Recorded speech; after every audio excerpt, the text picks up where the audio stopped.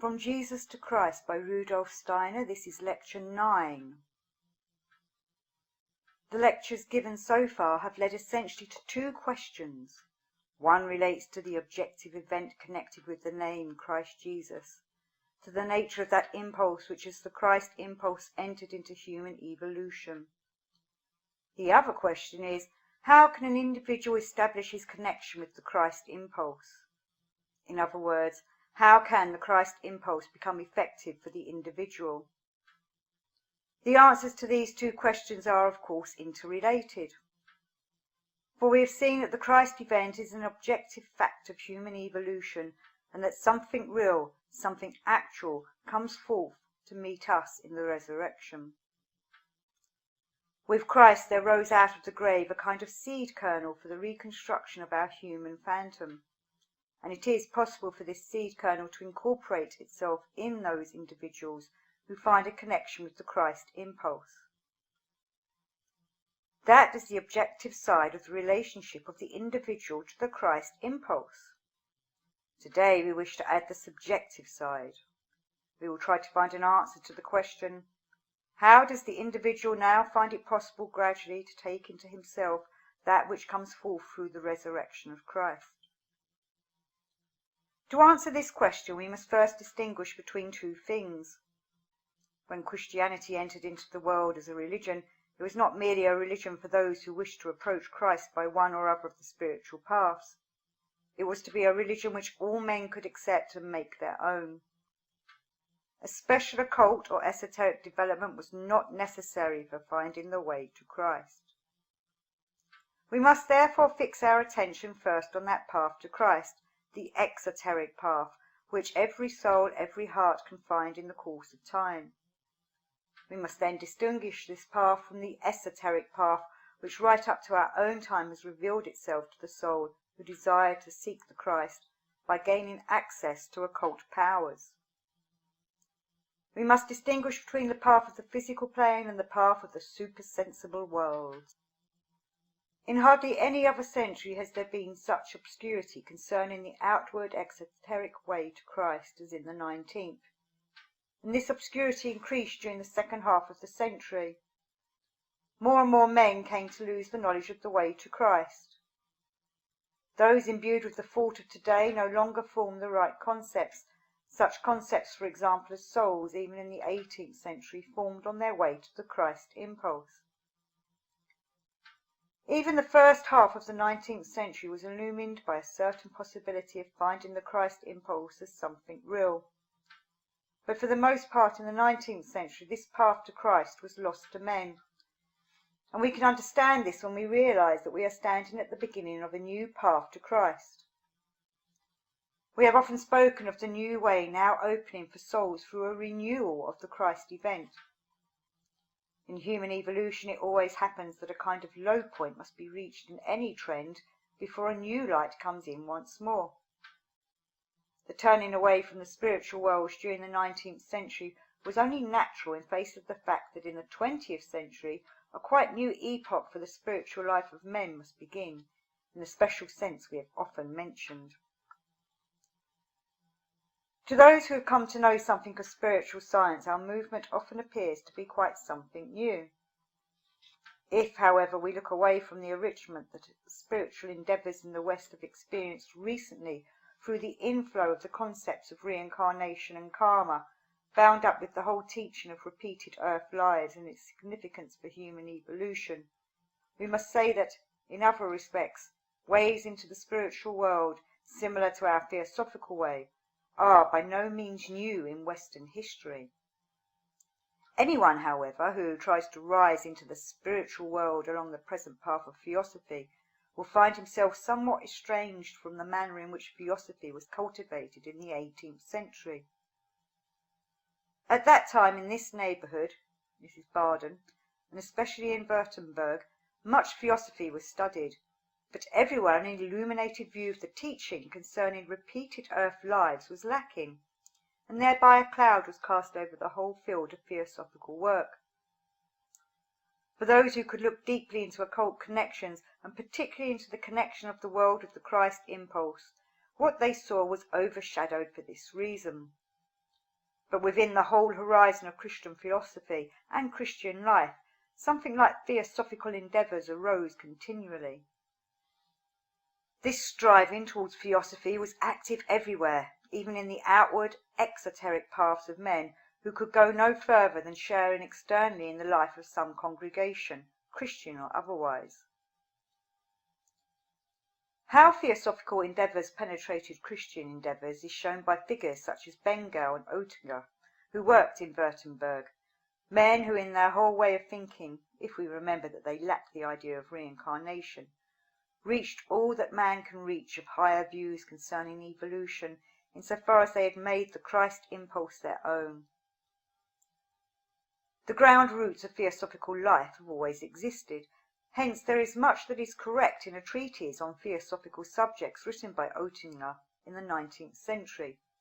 In the preface to a book on Oettinger's work published in 1847, Rudolf, who taught in Heidelberg University, wrote, "What theosophy really wants is often difficult to recognize in the case of the older theosophists, but it is none the less clear that theosophy, as far as it has gone today, can claim no scientific status and therefore cannot extend its influence more widely.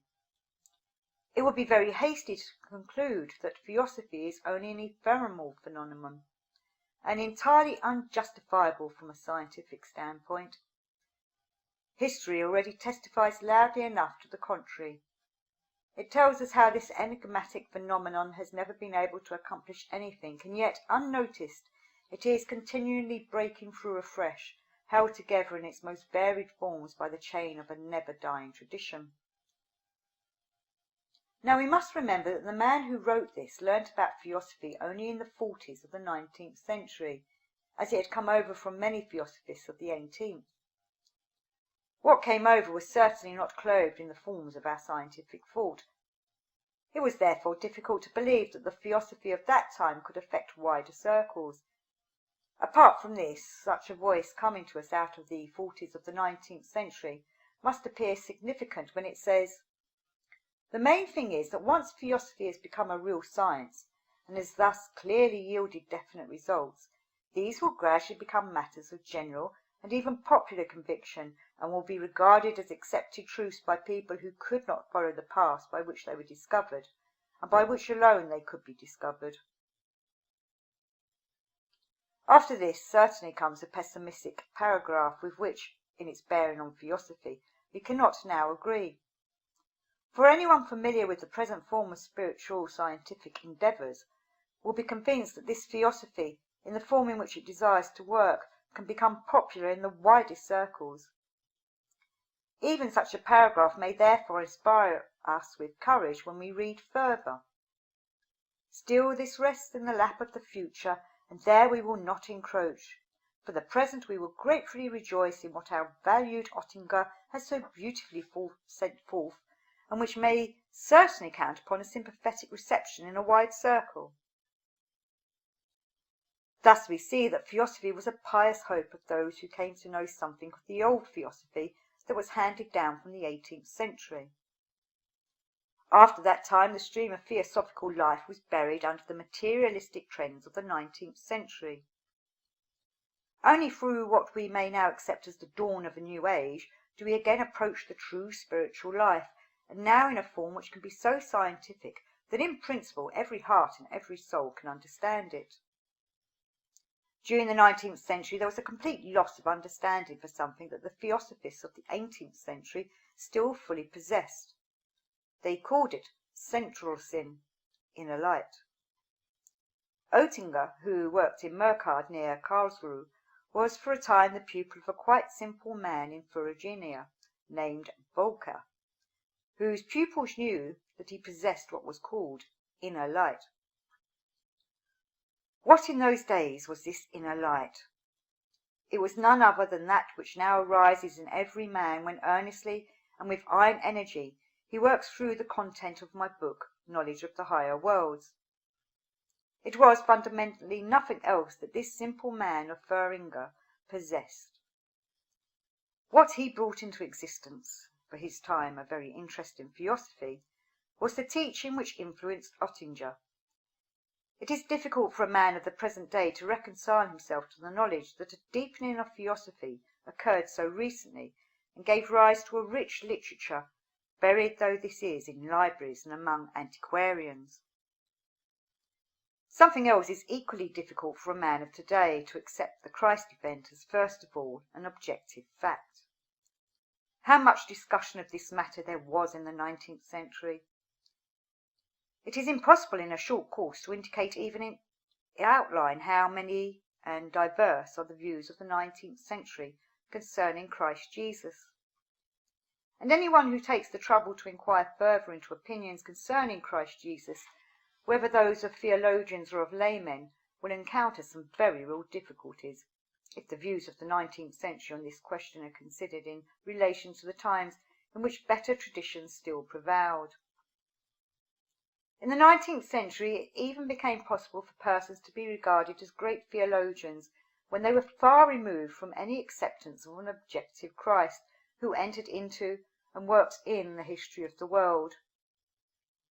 And here we come to the question, what relationship to the Christ can be found by an individual who takes no esoteric path but remains entirely in the field of the exoteric? So long as we keep to the standpoint of those 19th century theologians who held that human evolution can take its course purely in the inner being of man and has nothing to do with the external world of the macrocosm, we cannot reach an objective appreciation of Christ Jesus. We come to all kinds of grotesque ideas, but never to a relationship with the Christ event. For anyone who believes that he can reach the highest human ideal compatible with earth evolution merely by an inner soul path, through a kind of self-redemption, a relationship with the objective Christ is impossible. We may also say that wherever the redemption of man is thought of as a matter for psychology to deal with, there is no relationship to the Christ. Anyone who penetrates further into cosmic mysteries soon finds that when a man believes that he can attain his highest ideal of earth existence solely through himself, only through his own inner development, he cuts off altogether his connection with the macrocosm. Such a person believes that he has the macrocosm before him as a kind of nature, and that his inner soul development, side by side with the macrocosm, is something running parallel with it. But a connection between the two he cannot find. This is just what is so terribly grotesque in the evolution of the 19th century. The connection that should exist between microcosm and macrocosm has been torn asunder. If this had not happened, we should not have seen all those misunderstandings that have arisen over the terms theoretical materialism on the one hand and abstract idealism on the other. Just consider, the sundering of microcosm and macrocosm has led men who care little for the inner life of the soul to assign it, as well as the external life of the body, to the macrocosm, thus making everything subject to material processes. Others, aware that there is nevertheless an inner life, have fallen gradually into abstractions concerning everything of significance to the human soul. To be clear regarding this difficult matter, let us recall something very significant that was learnt in the mysteries. How many people today believe in their innermost consciousness? If I think something, for instance, if I entertain a bad thought about my neighbour, it has no significance for the outer world. The thought is only in myself. It has a quite different significance if I give him a box on the ears. This is something that happens on the physical plane. The other is a mere feeling or a mere thought.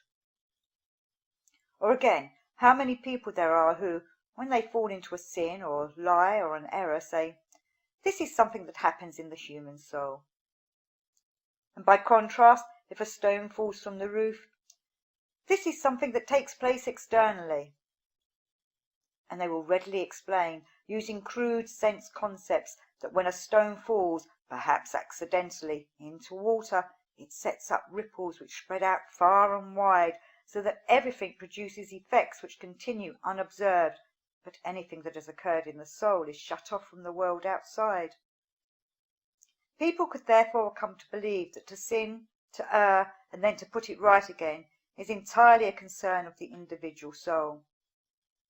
To anyone with an outlook of this kind, something many of us have witnessed in the last 2 years must seem grotesque.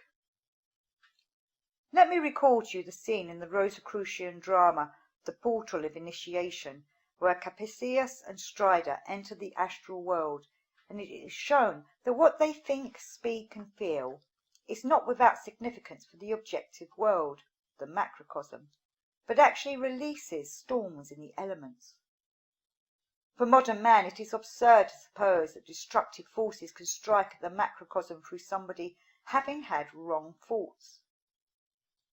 In the Mysteries, it was made very clear to the pupil that when, for example, anyone tells a lie or falls into error, this is a real process which does not concern himself only. The Germans say, "Faults are duty-free," because they see no customs barrier when the faults arise. Faults belong to the objective world. They are not merely experiences of the soul. The pupil of the Mystery saw, when you tell a lie, it signifies in the supersensible world the darkening of a certain light. When you perpetuate a loveless action, something in the spiritual world is burnt up in the fire of lovelessness. With errors, you extinguish light in the macrocosm.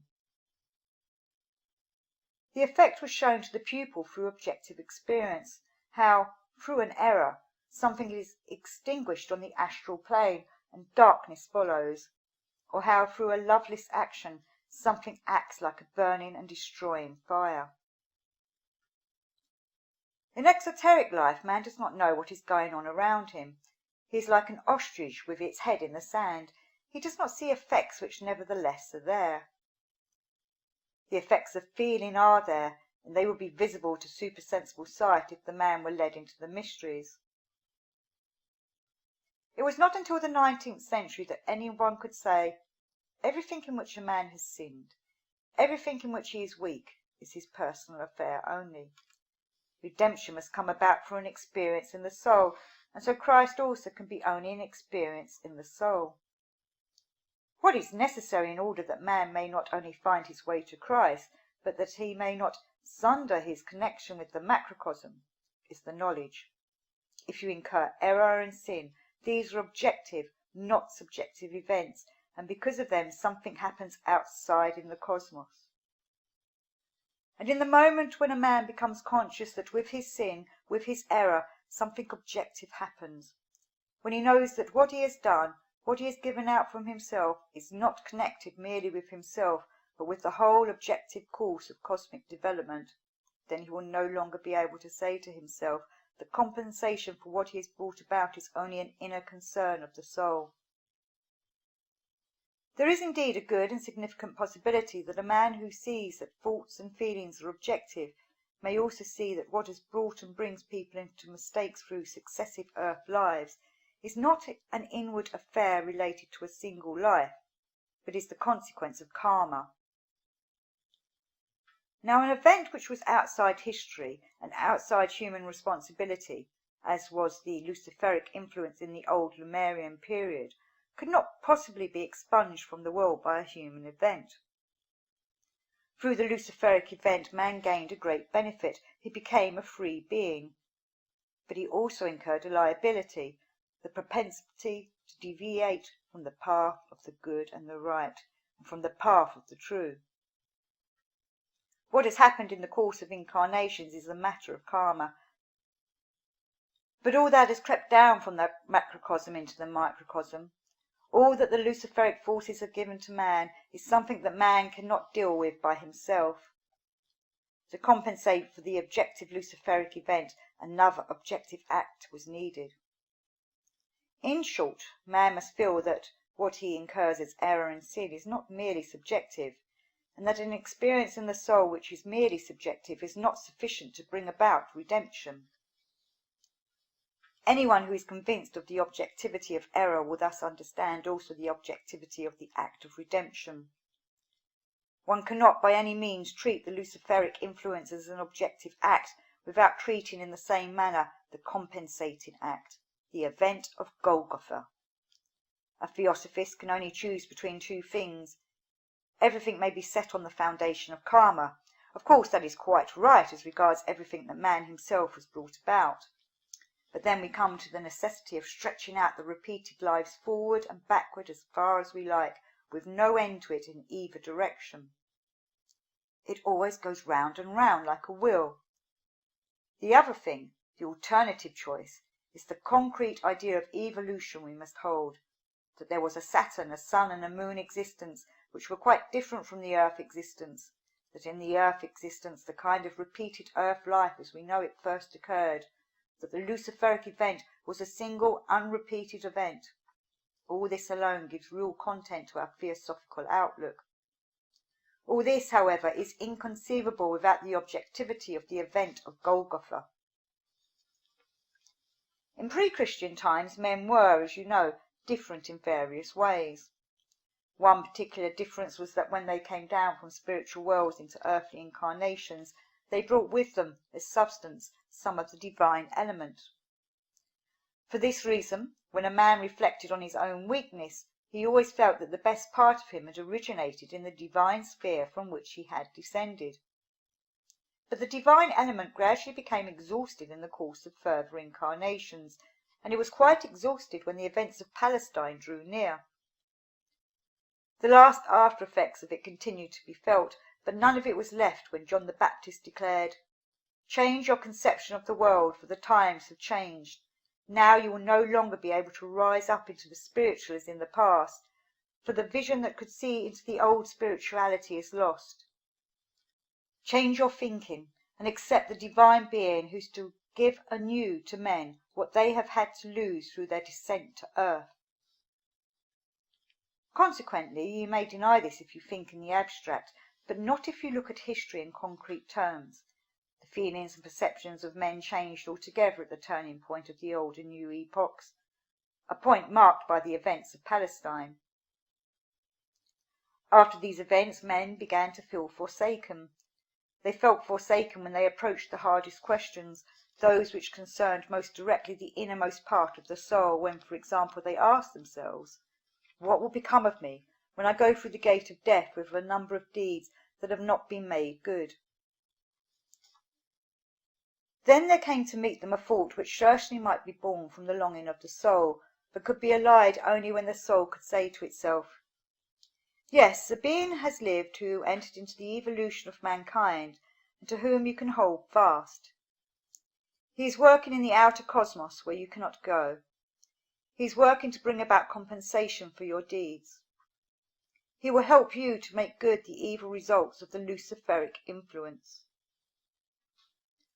Through this feeling oneself forsaken, and then feeling oneself rescued by an objective power, there enters into humanity an intuitive feeling that sin is a real power, an objective fact, and that the act of redemption is also objective, an act that cannot be accomplished by an individual, for he has not invoked the Luciferic influence, but only by one who works in the worlds where Lucifer is consciously active.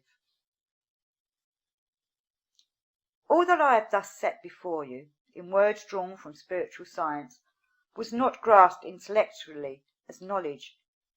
It resided in feelings and intuitive perceptions, and from this source came the need to turn to Christ.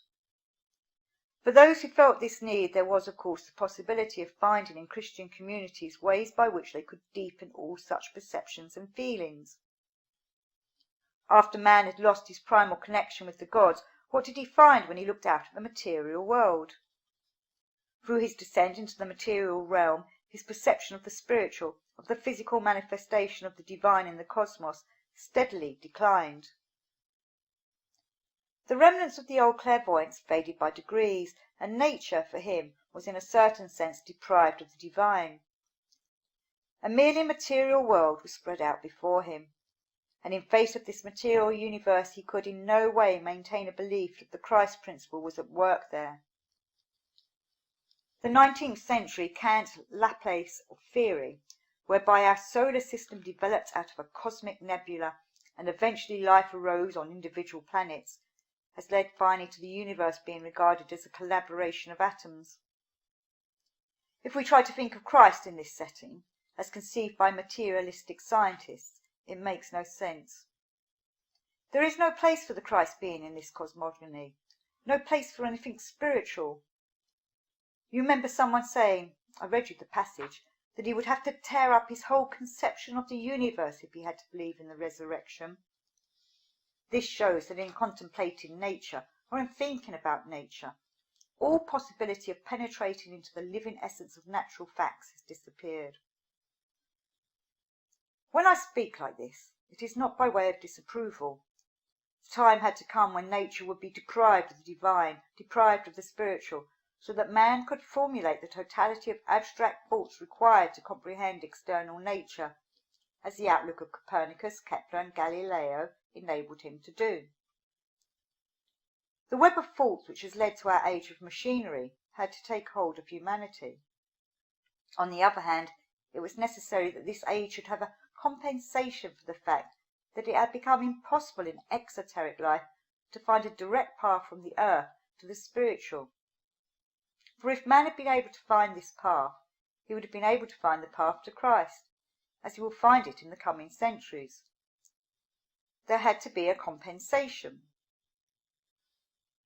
The question now is, what had become necessary as an exoteric path for man to Christ during the centuries in which an atomistic conception of the universe became gradually accepted, a conception which alienated nature more and more from the divine, and in the 19th century grew into the study of nature deprived of the divine. A twofold remedy was required. A spiritual vision of the Christ could be found exoterically in two ways. One way was to show that all matter is completely foreign to man's inner spiritual being. He could be shown that it is untrue to say that everywhere in space where matter appears, only matter is present. How could this come about? In no other way than by something being given to man which is at one and the same time spirit and matter, something which he knows is spirit and yet sees to be matter. Therefore the transformation, the eternally valid transformation of spirit into matter, of matter into spirit, had to continue as a vital fact. And this came to pass because the Holy Communion has been celebrated, has been maintained through the centuries as a Christian ritual. And the further we go back in the centuries towards the institution of the Holy Communion, the more can we trace how in the older times, not yet so materialistic, it was better understood. In regard to higher things, when people began to discuss something, it is a proof, as a rule, that they no longer understand it. Even simple matters, as long as they are understood, are not much discussed. Discussions are a proof that the point at issue is not understood by a majority of the people involved. Thus it was with the Holy Communion. As long as it was known that the Holy Communion furnished a living proof that matter is not merely matter, but that there are ceremonial acts through which the spirit can be united with matter. As long as it was known that the Holy Communion furnished a living proof that matter is not merely matter, but that there are ceremonial acts through which the spirit can be united with matter, as long as people knew that this interpenetration of matter with spirit, as it finds expression in the Holy Communion, is a union with the being of Christ, so long was the Holy Communion accepted without argument. But then came the time when materialism arose, when people no longer understood what lies at the foundation of the Holy Communion. Then they disputed whether the bread and wine are merely symbols of the divine, or whether divine power actually flows into them. For anyone who can see more deeply, all the disputes which arose on this account at the beginning of the new epoch signify that the original understanding of the ritual had been lost. For those who desired to come to Christ, the Holy Communion was a complete equivalent of the esoteric path. If they could not take that path, and thus in the Holy Communion they could find a real union with Christ. For all things have their time, certainly just as it is true in regard to the spiritual life, that a quite new age is dawning. So is it true that the way to Christ, which for centuries was the right one for many people, will remain for centuries more the right one for many. Things passed over gradually into one another, and what was formerly right will gradually pass over into something else when people are ready for it. The aim of theosophy is to work in such a way that we should grasp in the spirit itself something concrete, something real. By means of meditation, concentration, and all that we learn as the knowledge of higher worlds, men become ripe in their inner being, not merely to experience thought worlds or worlds of abstract feelings and perceptions, but to permeate themselves inwardly with the element of the spirit. Thereby they will experience the communion in the spirit. Thereby thoughts, meditative thoughts, will be able to live in man. They will either be the very same, only from within outwards, as the symbol of the Holy Communion, the consecrated bread, has been from without inwards. And as the undeveloped Christian can seek his way to Christ through the Holy Communion, so the developed Christian, who through progressive knowledge of the Spirit has learnt to know the form of the Christ, can raise himself in spirit to what will indeed be in the future an exoteric path for men. That will be the force which is to bring to men a widening of the Christ impulse. But then all ceremonies will change, and that which formerly came to pass through the attributes of bread and wine will come about in the future through a spiritual communion. The thought of the sacrament, the Holy Communion, will remain. Only it must be made possible that certain thoughts which flow to us through what is imparted within our movement, certain inner thoughts and feelings, shall permeate and spiritualize our inner being. Thoughts and feelings as fully consecrated as, in the best sense of inner Christian development, the Holy Communion has spiritualized the human soul and filled it with the Christ. When this becomes possible, and it will be possible, we shall have progressed a stage further in evolution, and then we shall see the real proof that Christianity is greater than its external form. For a poor opinion of Christianity is held by anyone who thinks it will be obliterated when the external forms of the Christianity of a certain period are swept away. A true opinion will be permeated with the conviction that all churches which have cherished the Christ thought, all external thoughts, all external forms are temporal and therefore transitory, while the Christ thought will live in ever new forms in the hearts and souls of men in the future. Little as these new forms are evident today, thus we are first taught by spiritual science how, along one exoteric path, the Holy Communion had its significance in earlier times. The other exoteric path is through the Gospels, and here again we must realize what in earlier times the Gospels still were for men. It is not very long since the Gospels were not read as they were in the 19th century. In those days they were read as a life-giving fountain whence something substantial passed over into the soul. They were not read in the way described in the first lecture of this course, when we were speaking of a false path, but so that a person saw approaching from outside something for which his soul was panting with thirst. They were so read that his soul found pictured therein the real Redeemer, of whom the soul knew that he must be there in the wide universe. Those who understood how to read the Gospels in this way never thought of asking the endless questions which first became questions for the intelligent, clever people of the 19th century. You need only recall how many times in speaking of these questions, in one form or another, we have had to say that for quite clever people who have all science and learning at their fingertips, the thought of Christ Jesus and the events of Palestine are truly not compatible with the modern conception of the universe. In an apparently enlightened way, they say that when men were not aware that the earth is a quite small heavenly body, they could believe that with the cross of Golgotha a special new event took place on earth. But since Copernicus taught that the earth is a planet like others, can one still believe that Christ came to us from another planet? Why should we believe that the earth is so exceptionally situated as was formerly thought? A simile is then brought in. Since our conception of the universe has been so much enlarged, it seems as though one of the most important artistic presentations had taken place, not on the great stage of a capital city, but on the small stage of some provincial theatre. So that is how it looks to these people. The earth is such an insignificant little cosmic body that the events of Palestine appear like the performance of a great cosmic drama on the stage of a small provincial theatre. We can no longer imagine such a thing, because the earth is so small in comparison with the great universe. It seems so clever when something like that is said, but after all, there is not much cleverness in it, for Christianity never asserted what is here apparently contradicted. Christianity has never placed the beginning of the Christ impulse in the magnificent places of the earth. It has always seen a certain deep seriousness in the fact that the bearer of the Christ was born in a stable among poor shepherds. Not only the little earth, but a very obscure place on earth was sought out in Christian tradition to place the Christ therein.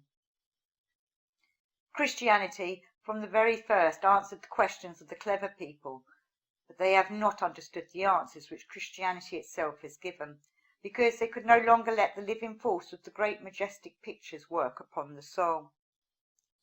Nevertheless, through the gospel pictures alone, without the Holy Communion and all that is connected with it, for the Holy Communion stands at the centre of all Christian cults, an exoteric path to Christ could not have been found. For the Gospels could not then have been widely enough popularised for a finding of the way to Christ to depend on them alone. And when the Gospels were popularised, we can see that it was not an unmixed blessing. For at the same time arose the great misunderstanding of the Gospels.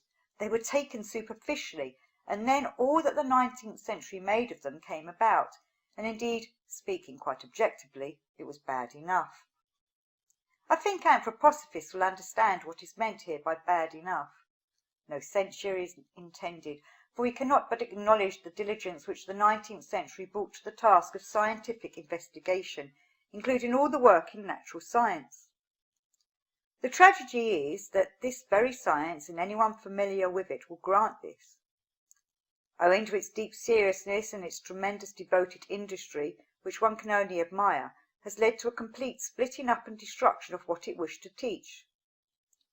When in the future course of evolution people look back at our time, they will feel it to be particularly tragic that men sought to conquer the Bible by means of a science worthy of endless admiration, and succeeded only in losing the Bible. Thus we can see that as regards these two aspects of the exoteric, we are living in a transitional period, and insofar as we have grasped the spirit of theosophy, the old past must lead over into others.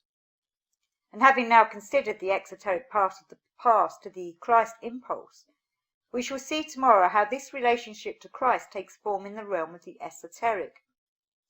We'll then conclude our study by showing how we can come to grasp the Christ event not only for the whole evolution of humanity, but for each individual man.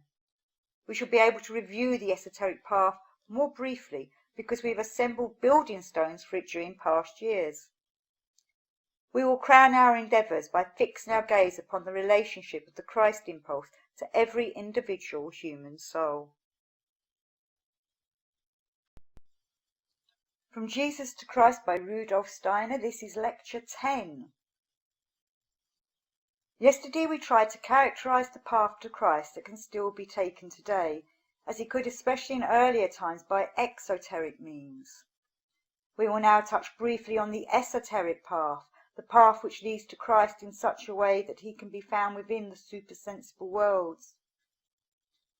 First of all, we must note that this esoteric path to Christ Jesus, was also the way of the evangelists, of those who wrote the Gospels.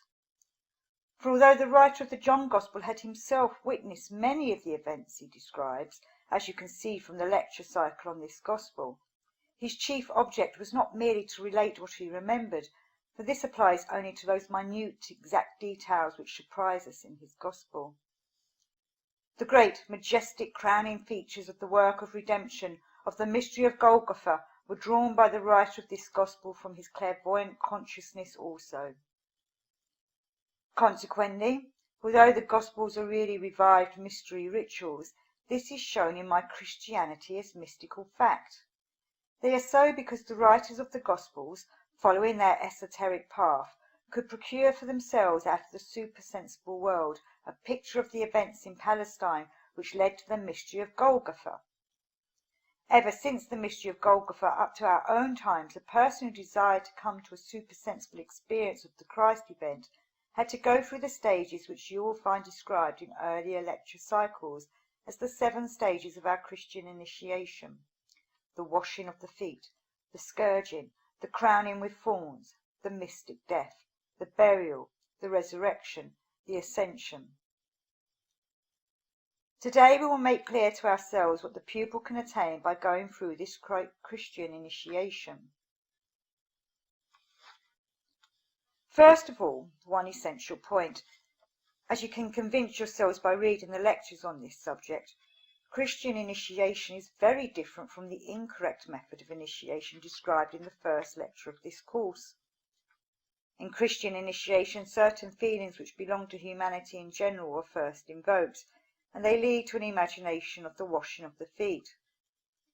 Thus, the picture of this and the John Gospel is not the first thing to be imagined. The aspirant begins by trying to live for a long time with certain feelings and perceptions. I have often characterized this by saying that the person concerned should gaze upon the plant which grows out of the mineral ground, takes into itself the materials of the mineral kingdom, and yet raises itself above this kingdom as a higher being than the mineral. If the plant could speak and feel, it would bow down to the mineral kingdom and say, "Certainly I was destined within the economy of the cosmos to attain a higher stage than you, mineral, but you give me the possibility of existence. In the order of beings you are certainly a lower being than myself, but I have to thank you for my existence, and I bow myself in humility before you." In the same way, the animal would have to bow down to the plant, although the plant is a lower being than the animal, and say, "I thank you for my existence, I acknowledge it in humility, and I bow myself before you." And so would each being that climbs upwards have to bow down to the other standing below, and also he who has risen by way of a spiritual ladder to a higher level must bow down to the beings who alone have made this possible for him. A person who permeates himself with the feeling of humility in regard to the lower, who thoroughly incorporates this feeling in his own being and lets it live there for months, perhaps even for years, will see that it spreads itself out in his organism, and so pervades him that he experiences a transformation of this feeling into an imagination. And this imagination corresponds exactly to the scene represented in the John Gospel as the washing of the feet, where Christ Jesus, who is the head of the 12, stoops to those who stand here below him in the order of the physical world, and in humility acknowledges that he thanks those who are below him for the possibility of his higher ascent. He acknowledges before the 12, "As the animal thanks the plant, so do I thank you for what I was able to become in the physical world." A person who permeates himself with this feeling comes not only to an imagination of the washing of the feet, but also to a quite pronounced feeling, as though water were washing over his feet. This could be felt for weeks. It shows how deeply imbued our human nature is with such universal human feelings, which nevertheless can raise man above himself. Further, we have seen that we can go through the experience which leads to the imagination of the scourging when we place the following vividly before us: "Much suffering and pain will meet me in the world. Yes, from all sides suffering and pain may come, no one escapes them. But I will so still my will that suffering and pain, the scourgings that come from the world, may do their worst. I will stand upright and bear my fate resignedly as it comes to pass. For had it not come to pass as it had done, as I have experienced it, I should not have been able to reach the height I have attained." When the person in question makes this a matter of his perception and lives within it, he actually feels something like sharp pains and woundings, like strokes of a scourge against his own skin, and the imagination arises as if he were outside himself and was watching himself scourged according to the example of Christ Jesus.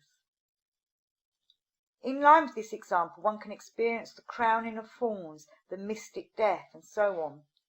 This has often been described.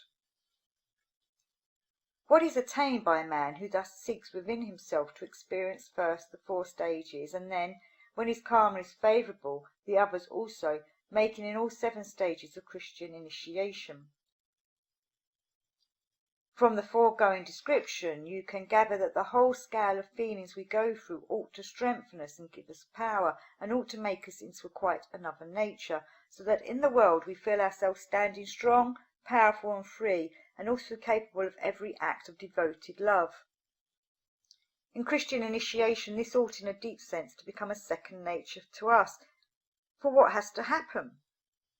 Perhaps it has not yet occurred to all those of you who have read the earlier elementary cycles, and so have met with Christian initiation in its 7 stages, that owing to the intensity of the experiences which must be undergone, the effects go right into the physical body. For through the strength and power with which we go through these feelings, it really is at first as if water were washing over our feet, and then as if we were transfixed with wounds. We actually feel as if thorns were pressing into our head. We feel all the pain and suffering of the crucifixion. We have to feel this before we can experience the mystical death, the burial and the resurrection, as these also have been described. Even if we have not gone through these feelings with sufficient intensity, they will certainly have the effect that we become strong and full of love in the right sense of the word. But what we then incorporate can go only as far as the etheric body. When, however, we begin to feel that our feet are as though washed with water, our body as if covered with wounds, then we have succeeded in driving these feelings so deeply into our nature that they have penetrated as far as the physical body. They do indeed penetrate the physical body, and then the stigmata, the marks of the bleeding wounds of Christ Jesus, may appear. We drive the feelings inwards into the physical body and know that they develop their strength in the physical body itself. We consciously feel ourselves more in the grip of our whole being than if the impressions were merely in the astral body and etheric body. The essential thing is that through a process of mystical feeling we work right into our physical body, and when we do this we are doing nothing less than making ourselves ready in our physical body to receive the phantom that went forth from the grave on Golgotha. Hence we work into our physical body in order to make it so living that it feels a relationship with, an attractive force towards, the phantom that rose out of the grave on Golgotha. And here I would make an incidental remark. In spiritual science one must accustom oneself to becoming acquainted with cosmic secrets and cosmic truths gradually. Anyone who is not prepared to wait for the relevant truths will not make good progress. Of course, people would like to have spiritual science all at once, preferably in one book or in one course of lectures, but that cannot be so. As you will see from an example, how long is it since in earlier lectures Christian initiation was first described? You heard that such and such takes place, and that the individual, through the feelings which affect his soul, works right into his physical body. Everything said in those earlier lectures was intended to provide some elements for understanding the mystery of Golgotha, and now for the first time it is possible to describe how an individual, through the requisite exercises of feeling in the course of Christian initiation, makes himself right to receive the phantom which rose from the grave of Golgotha. We had to wait until the union of the subjective with the objective could be found, and for this many preparatory lectures were necessary. Even today there are many things that can be indicated only as half-truths. Anyone who has patience to continue with us, whether in this or in another incarnation, each according to his karma, will have seen how he could advance from the description of the mystical path in the Christian sense to the description of the objective fact, and so to the real meaning of this Christian initiation, and he will see also that still higher truths will be brought to light from out of spiritual science in the course of the coming years or the next age. Thus we see the aim, the goal of Christian initiation. Through what has been characterized as Rosicrucian initiation, for example, what an individual can have of it as initiation today, the same thing in a certain sense is also attained, only by a somewhat different means. A bond of attraction is formed between the individual insofar as he is incorporated into a physical body, and that which arose as the real prototype of the physical body from the grave of Golgotha. Now we know from previous lectures that we are at the starting point of a world epoch in which we must expect an event that will not take place on the physical plane, as did the event of Golgotha, but in the supersensible world, an event which nevertheless stands in a close and true connection with the event of Golgotha.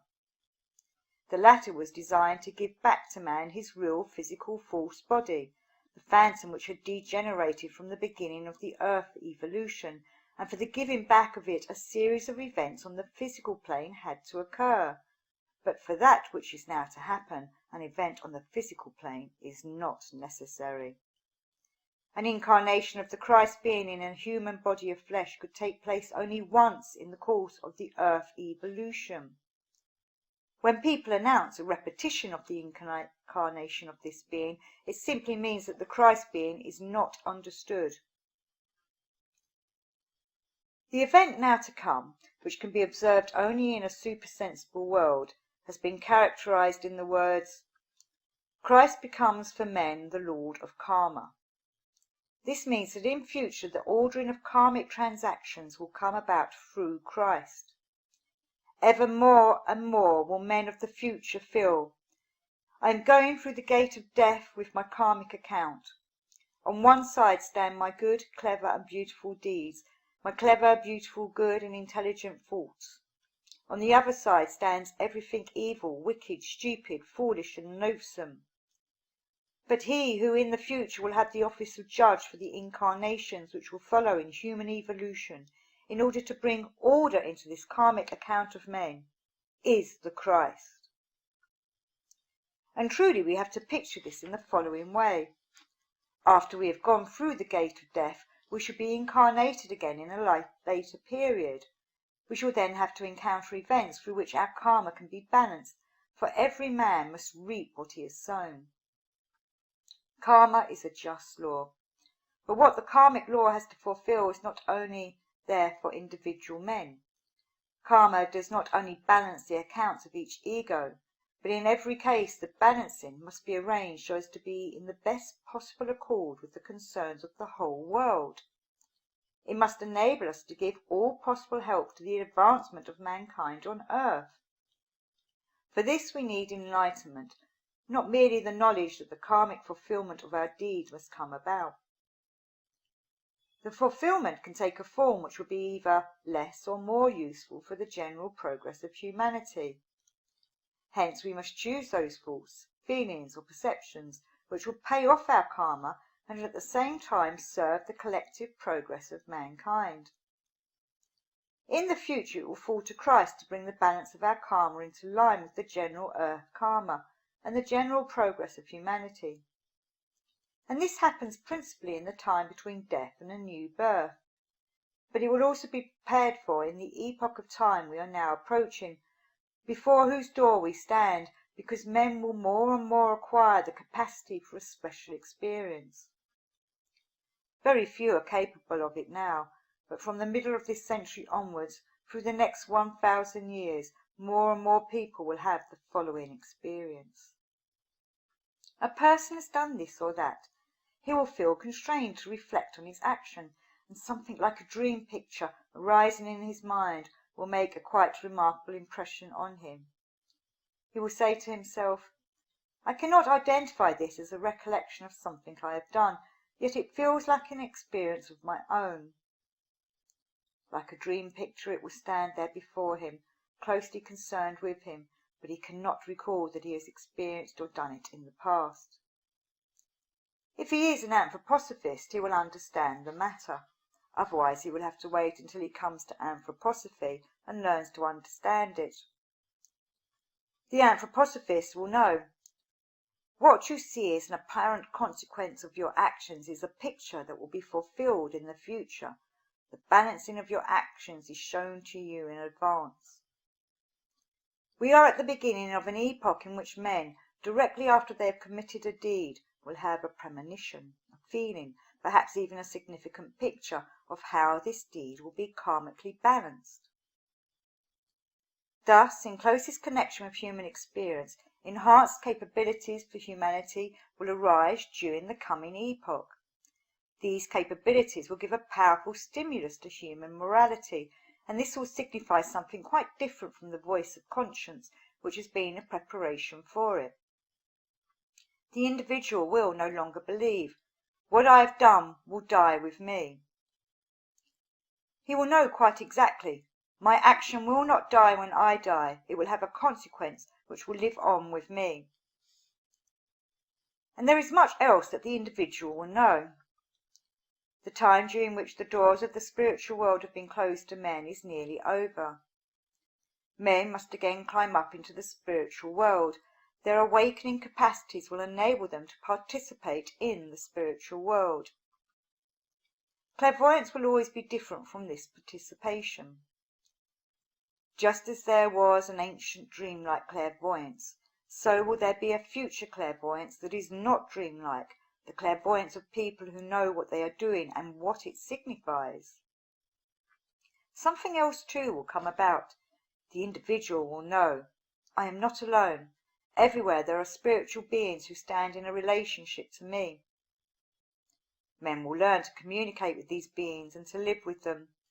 And in the next 3,000 years, the truth that Christ is acting as karmic judge will become apparent to a sufficiently large number of people. Christ himself will be experienced by men as an etheric form. Like Paul before Damascus, they will know quite intimately that Christ lives and is the source for the reawakening of the physical prototype we received at the beginning of our evolution, and need if the ego is to attain full development.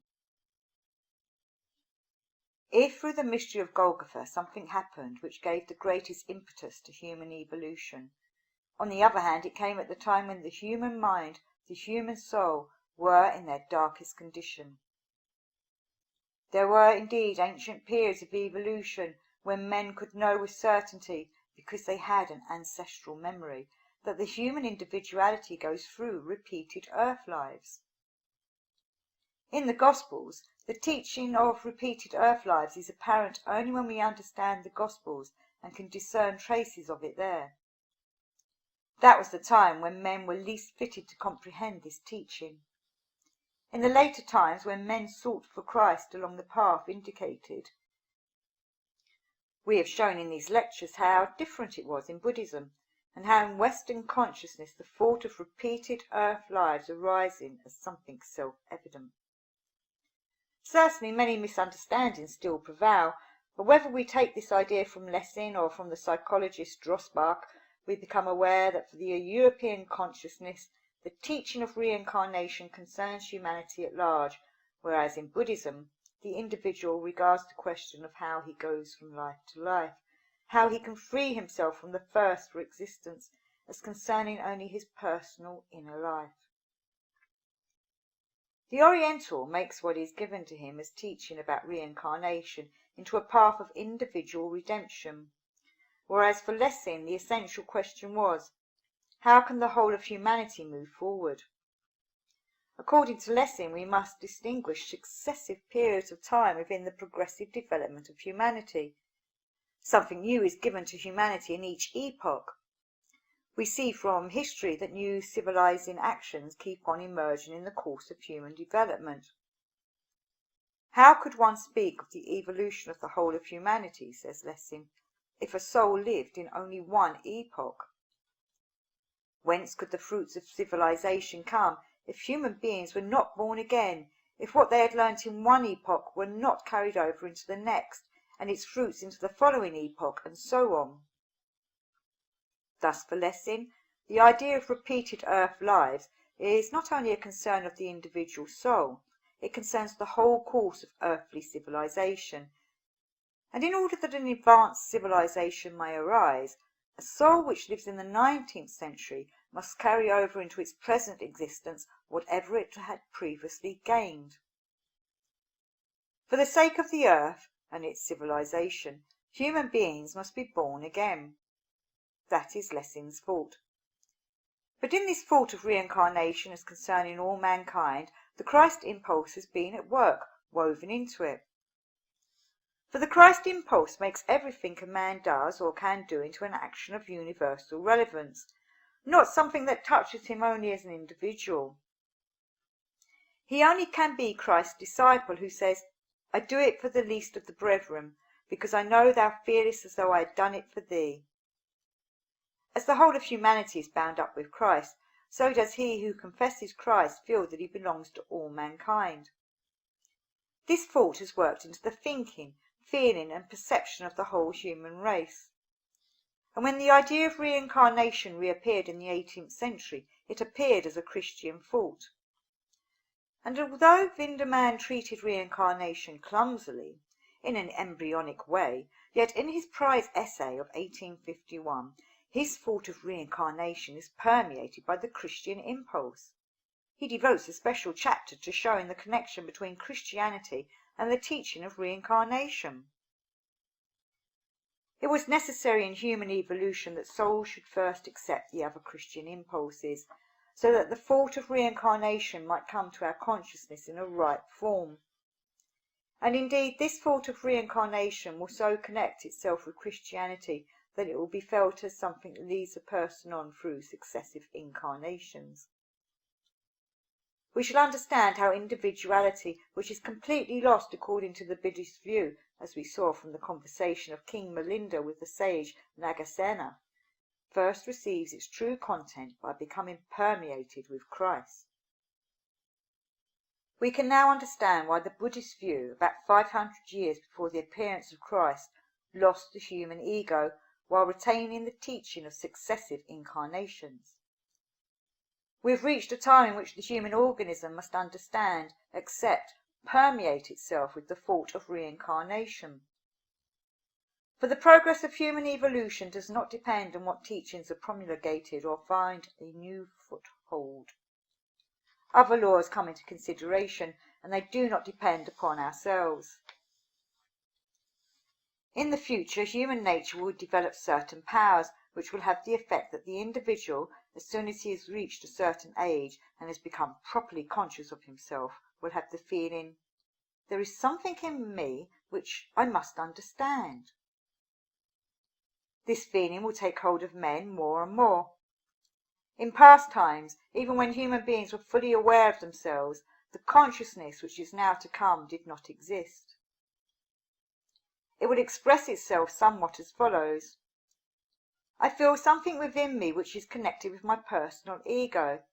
Strangely, it will not fit in with all that I have come to know since birth.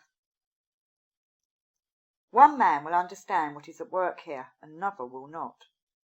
A man will understand it if he has carried the teachings of spiritual science into his life. Then he will know, what I am now feeling is foreign to me, because it is the ego that has come over from earlier lives. This will oppress the heart, will cause fear and anxiety in those who cannot explain it by repeated earth lives. These feelings, which are not merely a theoretical uncertainty, but a starving, a cramping of life, would disappear through the perceptions given to us by spiritual science, which tell us, you must think of your life as extended over earlier earth lives. Then men will see what it means for them to experience the connection with the Christ impulse. For it is the Christ impulse which will give life to the whole retrospective view, the whole perspective of the past. A man will feel, here was this incarnation, there that one. Then he will come to a time beyond which he will be unable to go without clearly understanding, the Christ impulse was then on earth. Incarnations will be followed further back to a time when the Christ event was not yet there. This illumination of the retrospective view through the Christ impulse will be needed by men for their assurance in the future as a necessity and a help which can flow into later incarnations. This transformation of the human soul will derive from the event which begins in the 20th century and may be called the second Christ event, so that those persons in whom higher faculties have awakened will look upon the Lord of Karma. Some of you may say that when the Christ event of the 20th century takes place, many of those now living will be with those who have fallen asleep, will be in the time between death and a new birth. But whether a person is living in a physical body or in the time between death and a new birth, if he has prepared himself for the Christ event, he will experience it. The vision of the Christ event does not depend on whether we are incarnated in a physical body, but the preparation for the Christ event does so depend. Just as it was necessary that the first Christ event should take place on the physical plane in order that the salvation of man could be accomplished, so must the preparation be made here in the physical world, the preparation to look with full understanding, with full illumination, upon the Christ event of the 20th century. For a person who looks upon it unprepared, when his powers have been awakened, will not be able to understand it. The Lord of Karma will then appear to him as a fearful judgment. In order to have an illuminated understanding of this event, the individual must be prepared. The spreading abroad of the anthroposophical world conception has taken place in our time for this purpose, so that men can be prepared on the physical plane to perceive the Christ event either on the physical plane or on the higher planes. Those who are not sufficiently prepared on the physical plane and then go unprepared through the life between death and a new birth will have to wait until, in the next incarnation, they can be further prepared through anthroposophy for the understanding of Christ.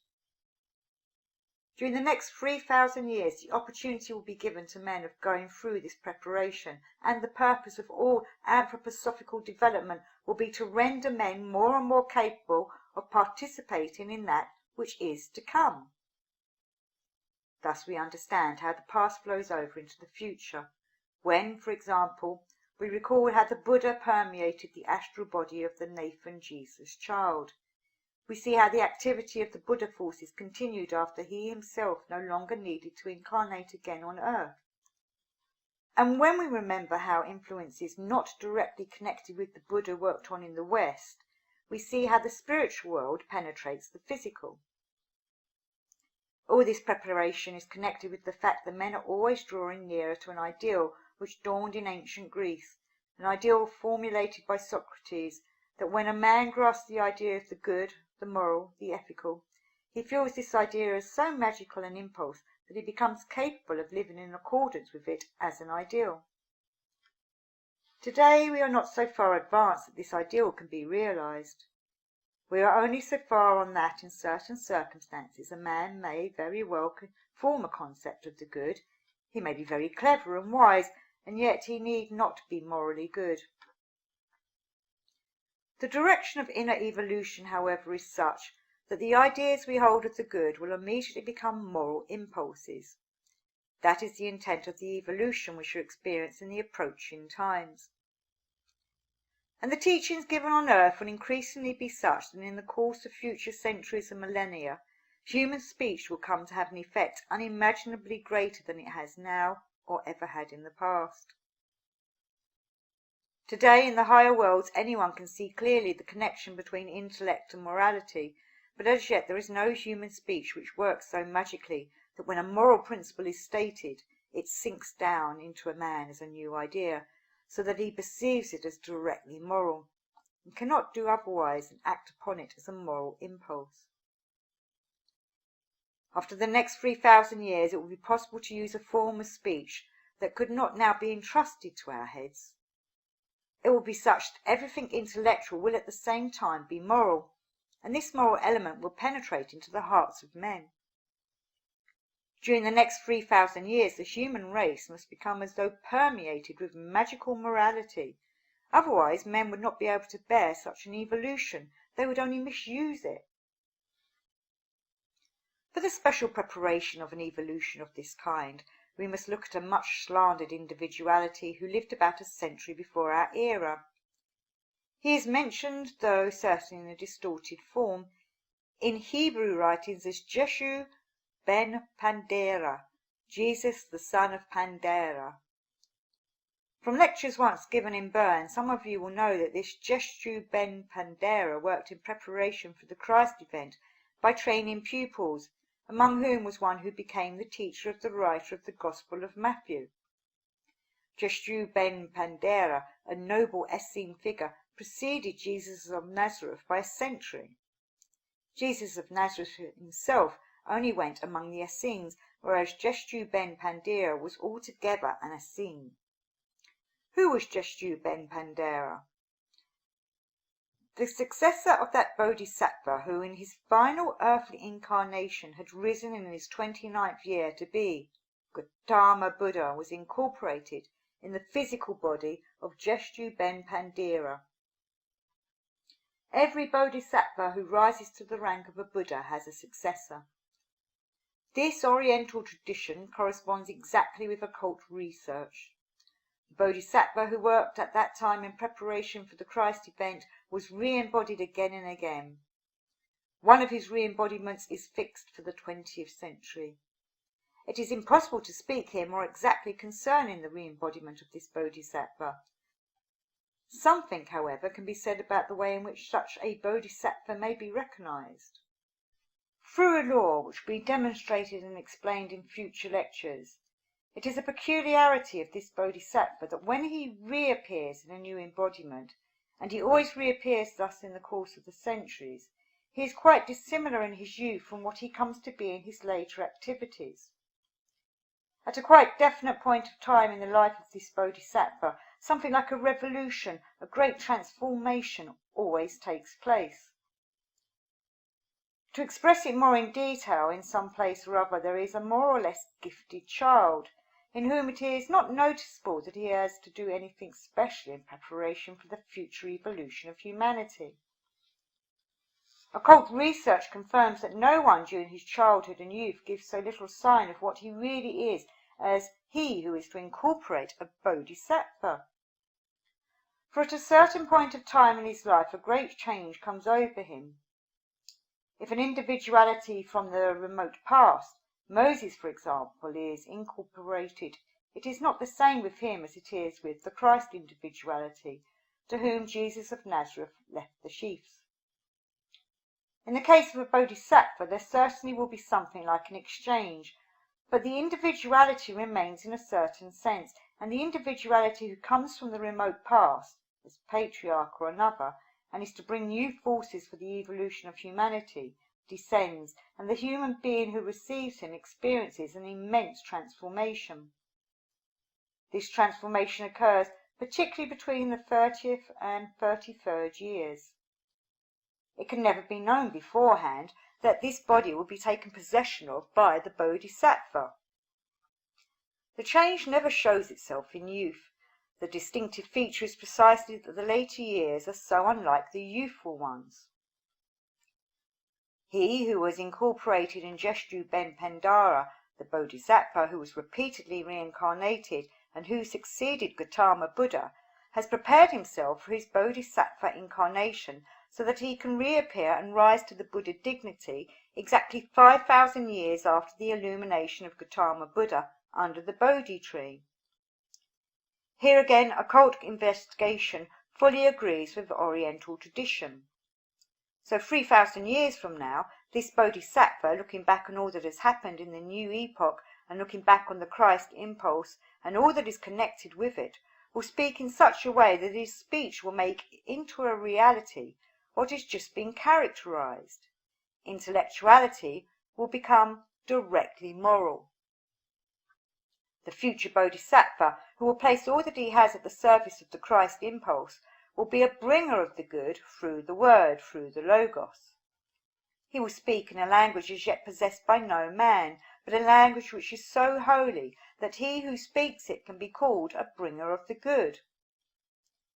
This also will not show itself in his youth, but approximately in his 31st year he will appear as a new man, and will yield himself up as the one who can be filled with a higher individuality. The experience of one single incarnation in the flesh holds good only for Christ Jesus. All bodhisattvas go through various successive incarnations on the physical plane.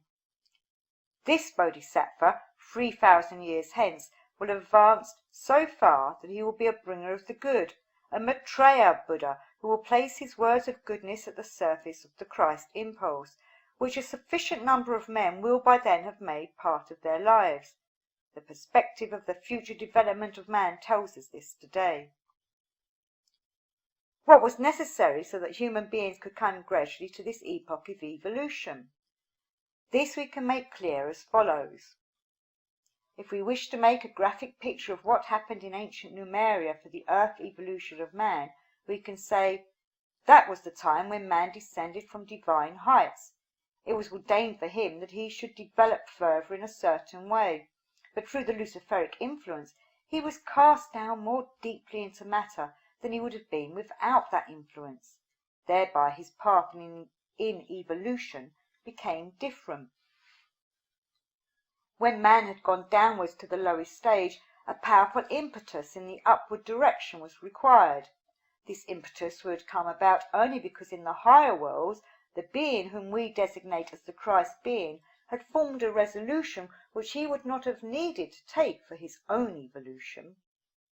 But the Christ being would also have attained his evolution if he had taken a path far, far above the path that men were pursuing.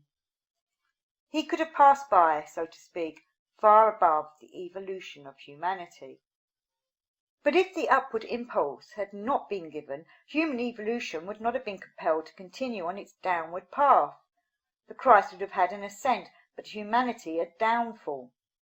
Only because the Christ being had taken the resolution to unite himself at the time of the events of Palestine with a man, to embody himself in a man, and to make the upward path possible for humanity, only this could bring about the redemption of humanity, as we may now call it.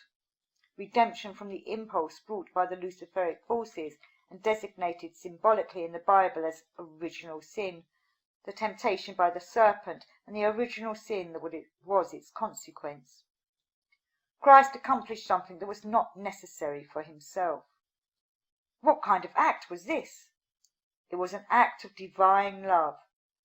We must be quite clear that no human feeling is capable of realizing the intensity of love that was needed for a God to make a decision he had no need to make, to work upon earth in a human body.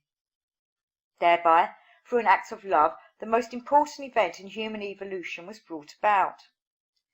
And when men grasp this act of love by a God, when they try to grasp it as a great ideal in contrast with which every human act of love can be but small, then, through this feeling of utter disproportion between human love and the divine love needed for the mystery of Golgotha, they will draw near to the building up, to the giving birth within them of those imaginations which place before our spiritual gaze the momentous event of Golgotha. Yes, verily, it is possible to attain to the imagination of the mount on which the cross was raised, that cross on which hung a God in human body, a God who out of his own free will, out of love, accomplished the act whereby the earth and humanity could reach their goal. If the God who is designated by the name of the Father had not at one time permitted the Luciferic influences to come to man, man would not have developed the free ego. With the Luciferic influence, the conditions for the free ego was established. That had to be permitted by the Father God. But just as the ego, for the sake of freedom, had to become entangled in matter, so then, in order that the ego might be freed from this entanglement, the entire love of the Son had to lead to the act of Golgotha. Through this alone, the freedom of man, the complete dignity of man, first became possible. For the fact that we can be free beings, we have to thank a divine act of love.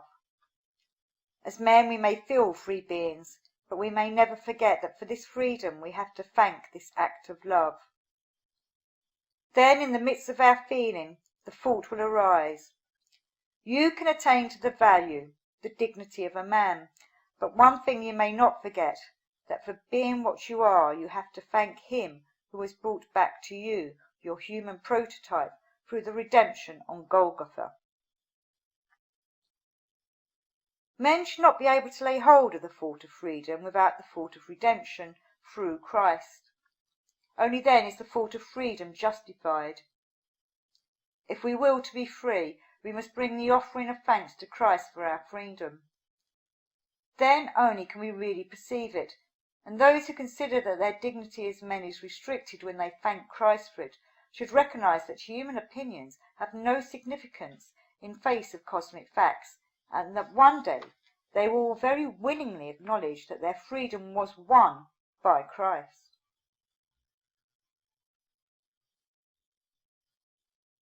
What we have been able to do in these lectures is not very much for gaining a closer understanding of the Christ impulse and of the whole course of human evolution on earth from the standpoint of spiritual science.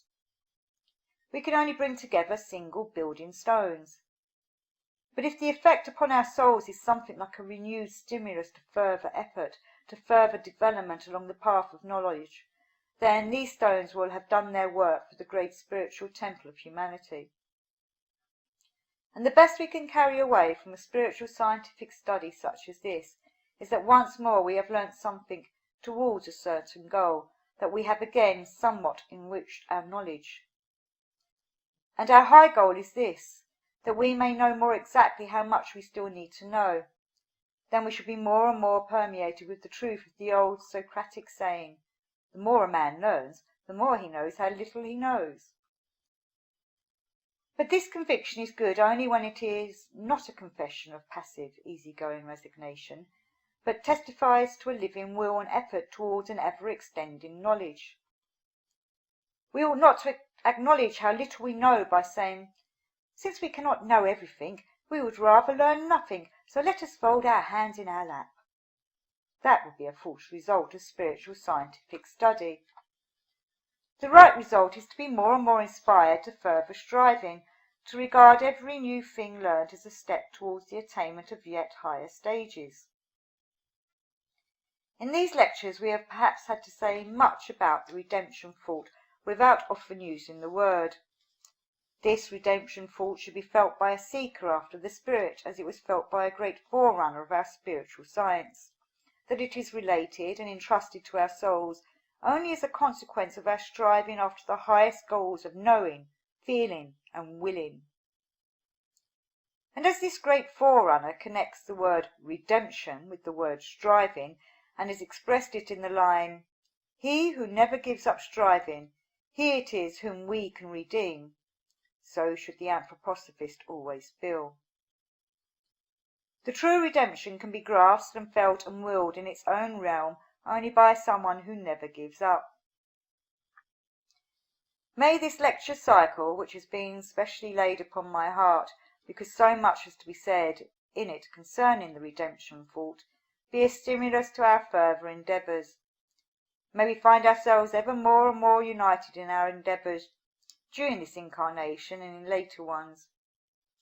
May this be the fruit which comes from such studies.